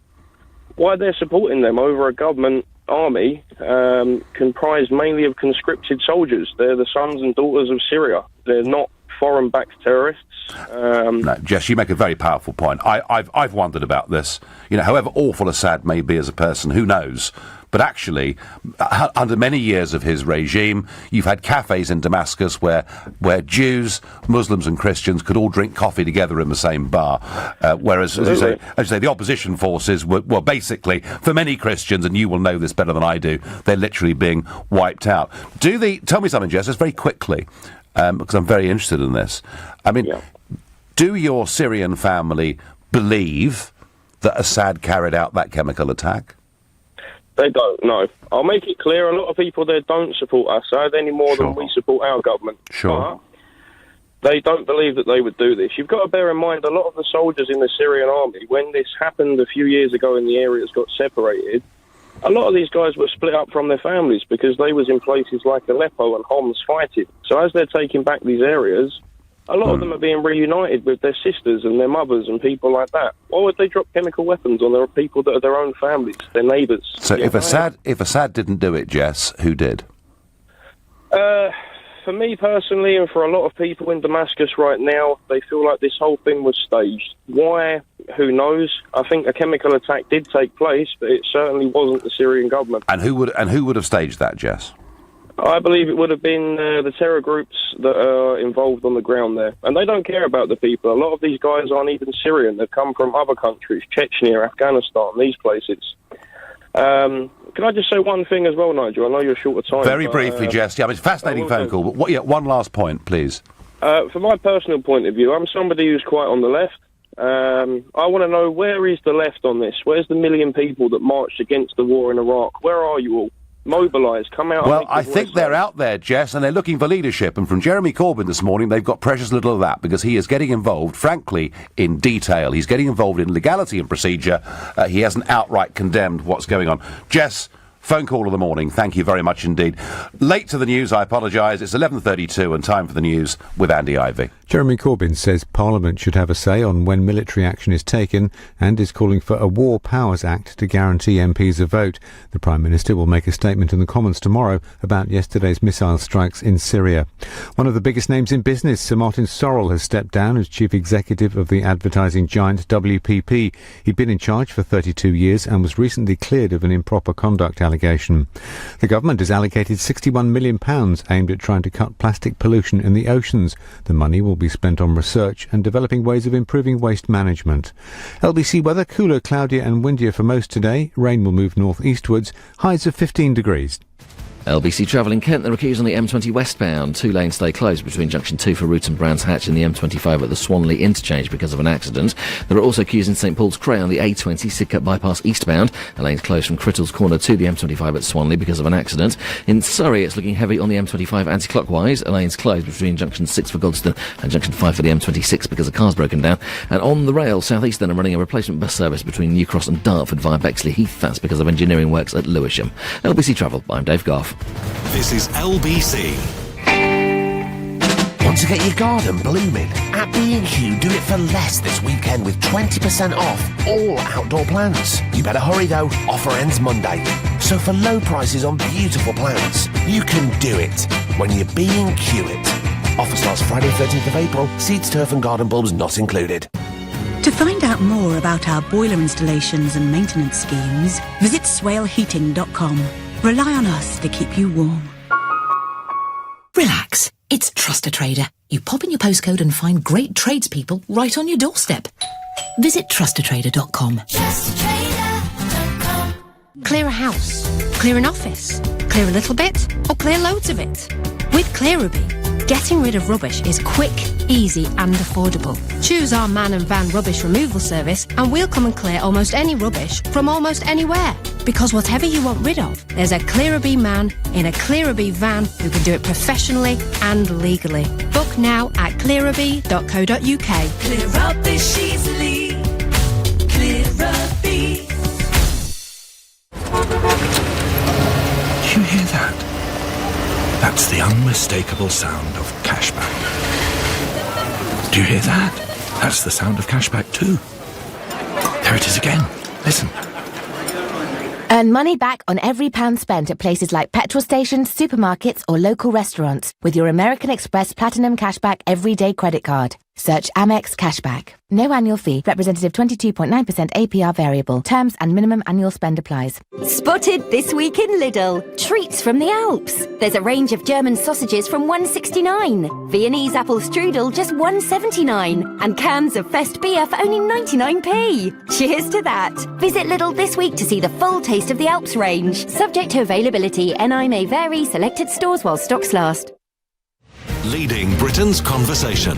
LBC, The Nigel Farage Show. So, should we intervene more in the Syrian situation if things deteriorate, or do we need to be? Now, I'm personally very cautious about what we've done already, and I'm fascinated as this debate is going on, and particularly with the contribution that we had from Lord Admiral West, that there are an increasing number of you beginning to say, did Assad really do this, given that he's on the verge of winning this war? Now, I told you, very important people were meeting down in Westminster, and this is the big campaign, the People's Vote, they're calling it, but really, let's be honest, they just want to rerun the referendum because they don't like the result. So let's go to LBC reporter Matthew Thompson. Good morning, Matthew.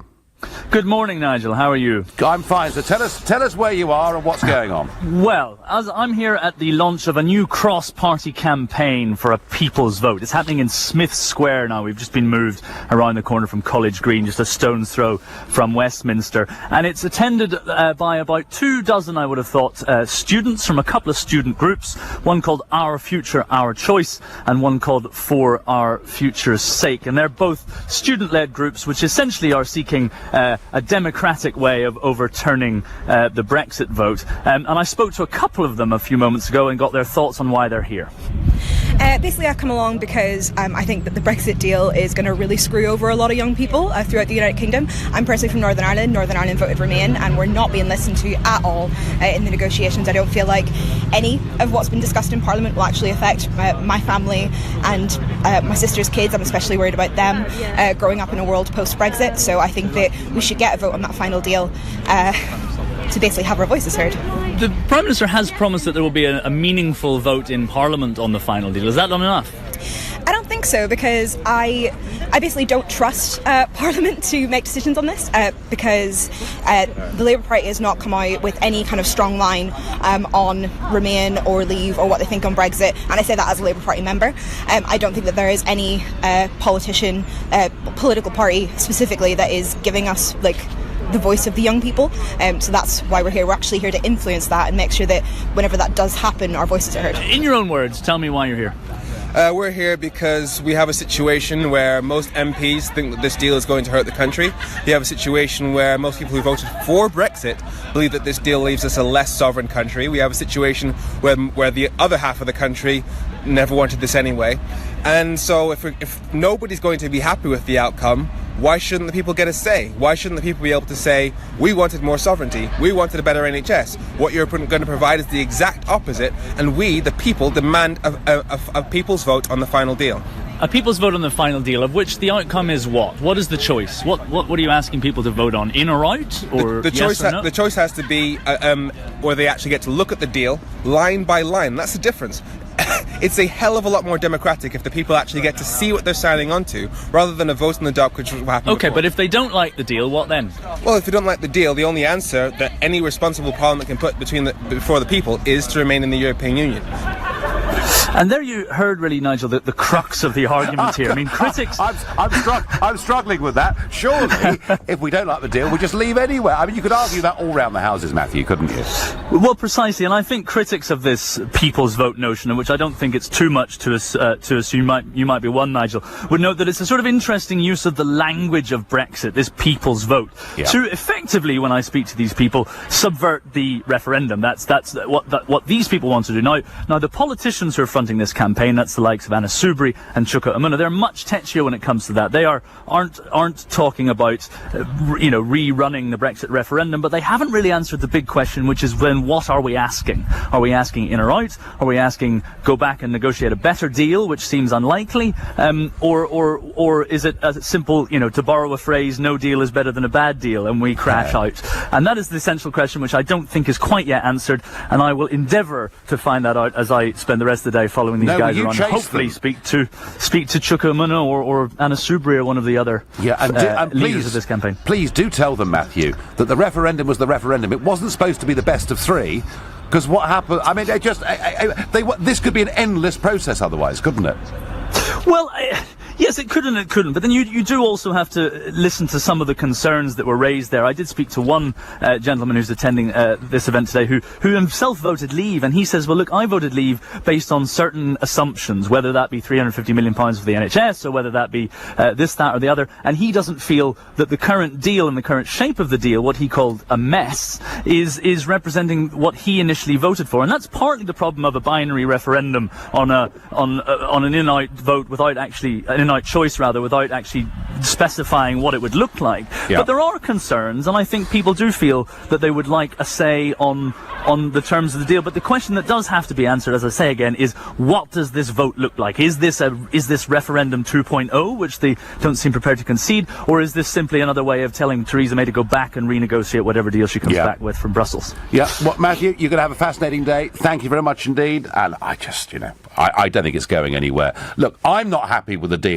the government's negotiating. I'd have done it very differently. But you know what? We didn't vote for the deal. We didn't vote for economic predictions of success or failure. We voted to leave. That was the question on the ballot paper. We voted to leave the EU and, to coin a phrase, take back control. Hey, right, now back to what do we do? Are we prepared to accept further military action, or have we perhaps gone too far already? Going to ask Sally Ann, who's calling from Clapham, that question. Good morning. Good morning, Nigel. Nice to speak to you. Good to speak to you. Yes, look, I totally disagree with more military action. I mean, haven't we done enough damage to that area over there? I think, the most constructive thing they could do is reconstruct the UN, which is useless. I mean, and if you look at the people who are on the non-permanent side of it, plus, these 5 permanent members on the Security Council, I mean, we're never going to get anywhere. They sort of control the whole world, really. They're always vetoing things when they shouldn't be.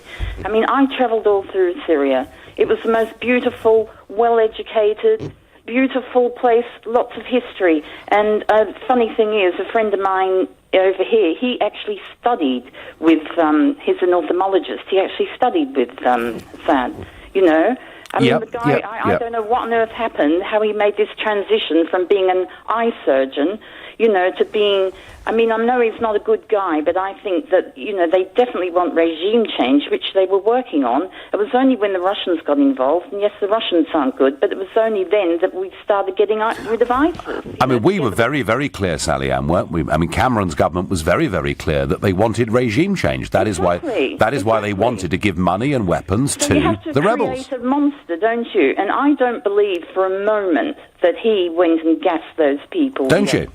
Now, Sally Ann, not. people would say you're a conspiracy theorist. I'm not a conspiracy. I have friends, in the Middle East. I've travelled all through it. I've worked out there, and I just think what is happening is disgraceful. And the fact that the US, the UK, and France, who happen to be people who have big oil companies too. Just look at Iraq, how that's been divvied up. It's still a mess, but the oil's still pumping out of there. And let's not forget about the gas lines, There were 2 different people vying for gas lines, which does affect Syria. So, no, I'm not a conspiracist, I'm a realist. And it just really bugs me that people think we're going to solve things by killing and bombing more people. I mean, I don't agree with everything Jeremy Corbyn says, but thank God we've got someone like him. And look at, Tony Benn. Back in, when was it? I think it was back in 2015. He stood up in Parliament, which was almost empty. Imagine if it had been, to do with politicians getting raises. They would have been in there. The Parliament was nearly empty, and Tony Benn stood up there talking about the damage we would do supplying the Middle East with weapons. And look what's happened. Well, he took he took a very consistent, very pacifist line on these things. Sally Ann, I'm not a pacifist. I'm not a pacifist like Tony Benn, or probably Jeremy Corbyn in reality. I think there are times to use military force, but I'm not sure now is one of them. I thank you very much indeed for your call, and Sally Ann pointing out what a lovely country Syria was. You're listening to the Sunday edition of the Nigel Farage Show, exclusively on LBC. It's now 11:45. Coming up at 12 on LBC, Majid Nouaz. 105 cruise missiles struck 3 Syrian chemical weapons sites. Whatever you think about launching these strikes, now that they're over and World War III hasn't ensued, what was all the fuss about? Majid Nouaz on LBC. When the beast from the east struck, Snow fell, temperatures plummeted, and the country ground to a halt. But Swale Heating leapt into action. Over the week, we helped over 10,000 homes stay warm and safe. To find out more about our boiler installations and maintenance schemes, visit swaleheating.com. Rely on us to keep you warm. Spotted this week in Lidl. Treats from the Alps. There's a range of German sausages from $1.69. Viennese apple strudel just $1.79. And cans of Fest beer for only 99p. Cheers to that. Visit Lidl this week to see the full Taste of the Alps range. Subject to availability, NI may vary. Selected stores while stocks last. Selling your business doesn't have to be as stressful as running it. Break free. Sell the Hilton Smythe way. Visit thehsway.co.uk. This is the sound of someone with a million things to do waiting in. Your time is precious. We're with you. So our engineers call ahead to let you know when they're on their way. Search British Gas Home Care. 95% of engineers call ahead. Freshening up your fencing? At B&Q you can get 12 litres of Ronseal Fence Life One Coat for just £11, Ronseal Precision Sprayer for £23 and a Ronseal Fence Life Brush for just £7.98. So for low prices on garden project essentials, you can do it when you B&Q it. It's in my hair, my eyebrows, it's even up my nose! They make painting look easy on the telly, but let me tell you, it's not! The wall looks like it's been finger-painted by a giant child. Who's going to rescue this? Oh, relax, relax. It's Trust a Trader. Actual professionals who know what they're doing and don't leave the place looking like, well, my face. Now I can concentrate on the important stuff. Whispering peach or dirty mayonnaise. Visit trustatrader.com. Well Man and Well Woman are the leading multivitamins for men and for women. Comprehensive formulas with vitamins B6 and B12 to support normal energy release. Live life well. Well Man and Well Woman from Vitabiotics, the UK's #1 vitamin company. From Boots, pharmacies and vitabiotics.com. The Nigel Farage Show on LBC.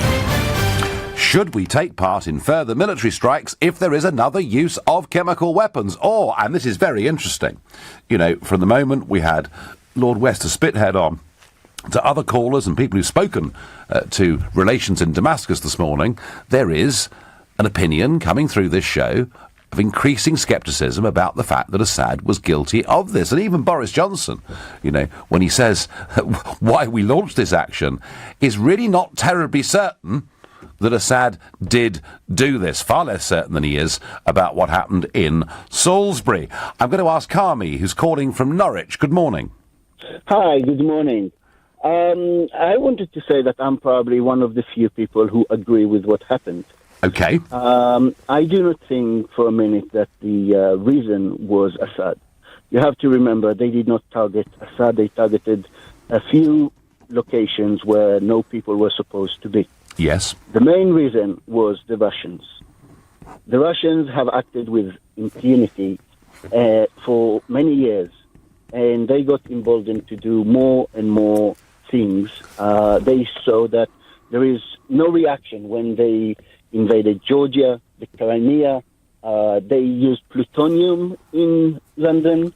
They downed a plane. Polonium, sorry. Not plutonium. Gosh, that would have been... We'd have known about it, Carmi, if it was plutonium, Yes, wouldn't we? I do apologize for that. And they used a chemical weapon to try and assassinate another person. And continuously, there was absolutely no repercussion. And now they got so emboldened that they have even threatened to directly attack American vessels, which was obviously just...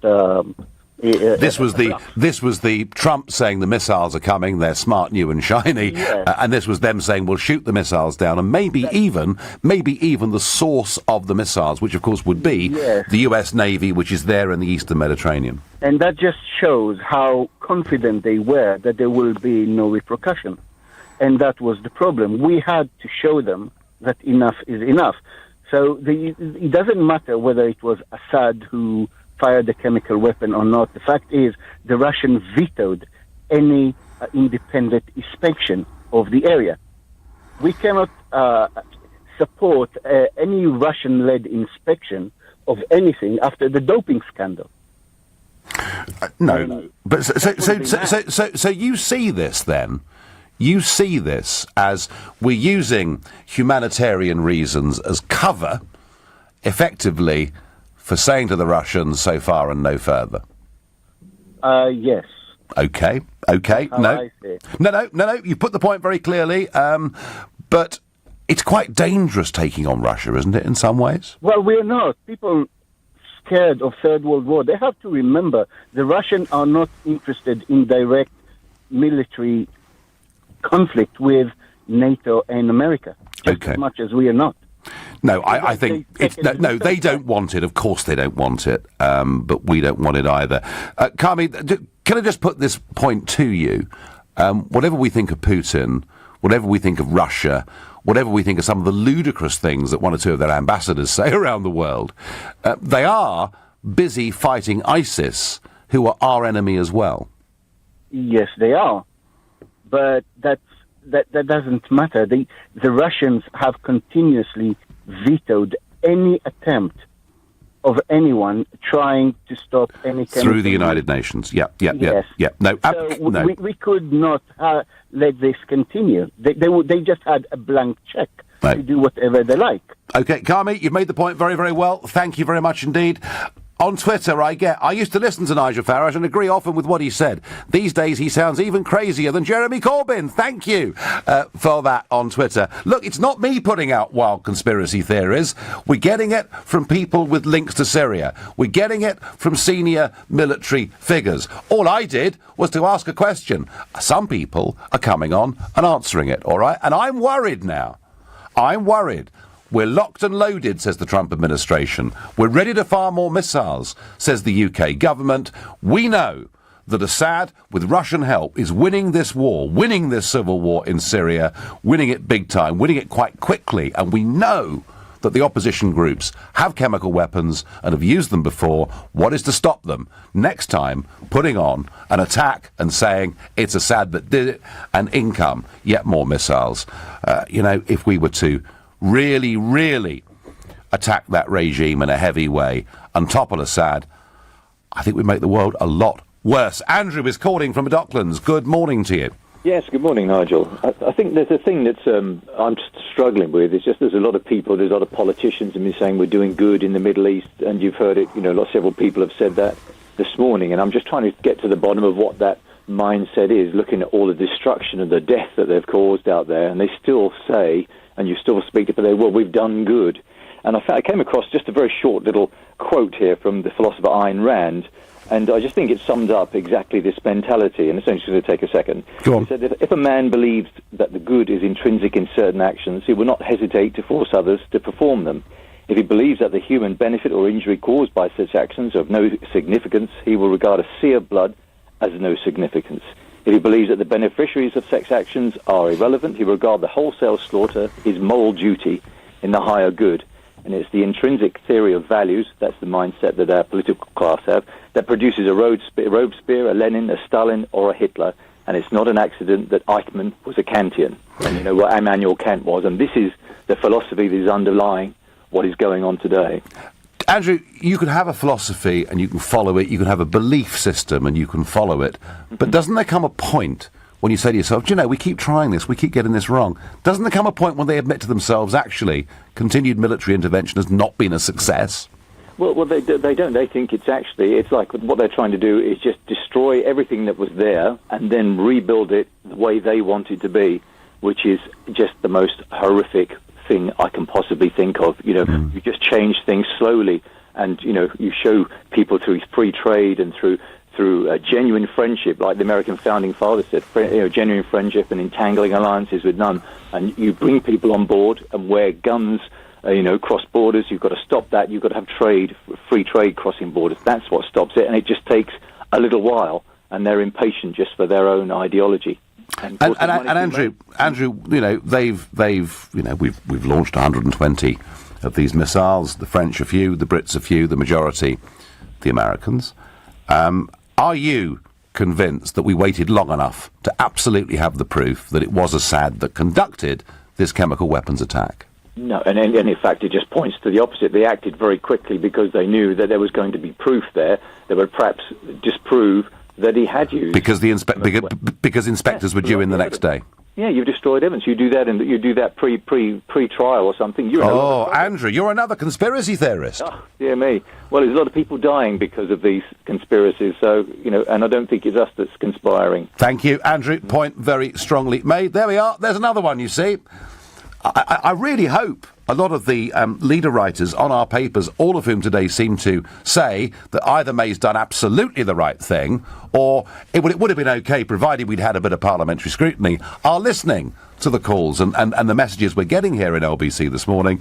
There is an absolutely massive gulf between what the London mainstream media and political class think about Syria and the way ordinary folks think about our intervention here. John is calling from Glasgow. Hello, John.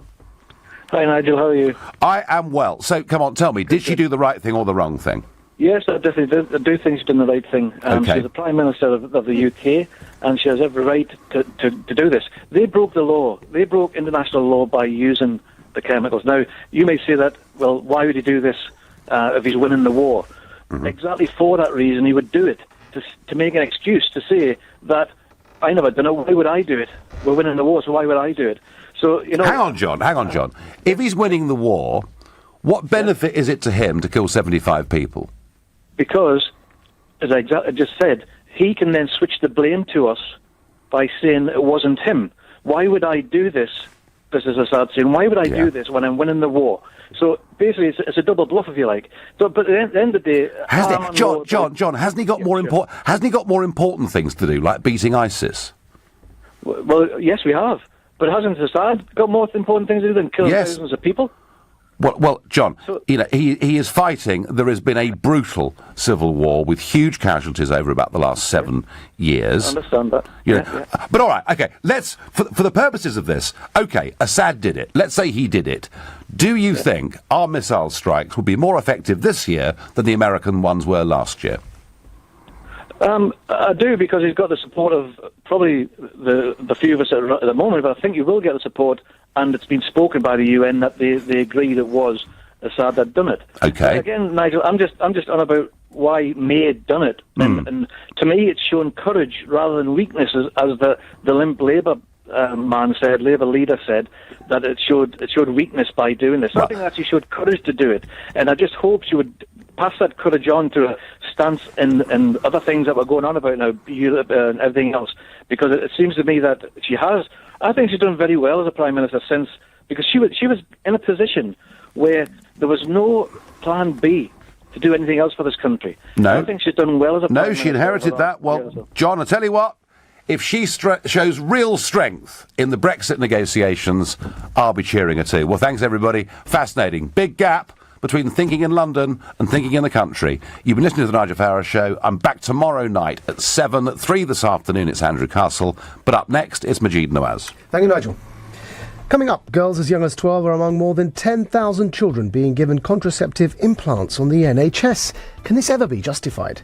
Before that, mourners joined South Africa's new president and the supermodel, Naomi Campbell, for a funeral service for Winnie Mandela in a packed 40,000-seat stadium in Soweto yesterday. But should we be celebrating someone best known for burning her opponents alive?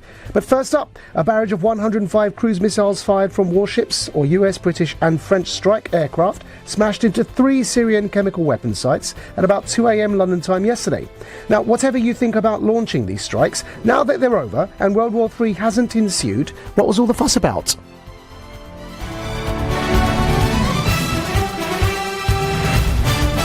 On FM, online, on your mobile and on digital radio. Leading Britain's conversation. This is LBC.